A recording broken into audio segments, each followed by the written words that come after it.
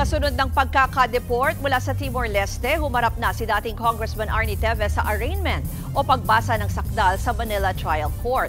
At live mula sa DOJ, nasa frontline ng balitang yan, si Camille Samonte.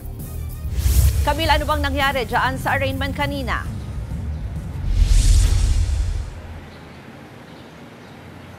Ruth, natapos na nga kaninang umaga ang arraignment ni dating Negros Oriental Congressman Arnie Teves sa Manila Regional Trial Court, Branch 12, para ito sa mga kasong illegal possession of firearms and explosives.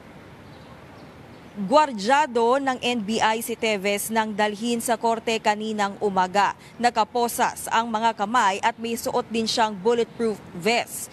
Habang isinasagawa ang pagbasa ng sakdal, nagsagawa ng marking of documentary evidences ang prosecution at defense team ni Teves. Ang korte ang naghain ng not guilty plea para kay Teves matapos niyang igiit ang karapatan na manahimik.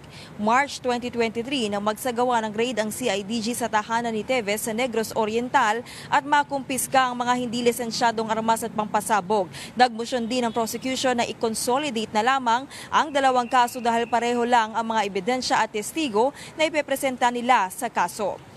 Ruth, naghayag naman ang kampo ni Teves na balak nila maghain ng petition for bail para sa mga kaso. Sabi naman ng hukom, matatalakay lang daw yan oras na magsimula ang pagdinig. Ruth.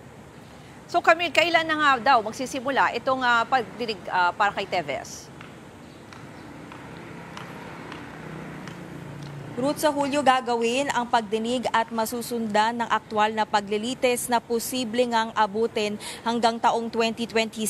Hindi naman natalakay sa korte ang paglipat ng kulungan ni Teves. Sa ngayon, nananatili pa rin siya sa NBI Detention Facility sa loob ng Bucor. Samantala, pag-aaralan naman ng korte ang mosyon na inihain ng kampo ni Teves na through video conferencing na lamang siya dumalo sa paglilitis. Ruth? Yan po ang Express Report ni Camille Samonte. Mga kapatid, ako po si Ruth Cabal. Maging maalam at may pakialam sa mga may init at rumaratsadang balita sa Frontline Express. Para maging updated sa balitaan, mag-subscribe lang sa social media pages ng News 5.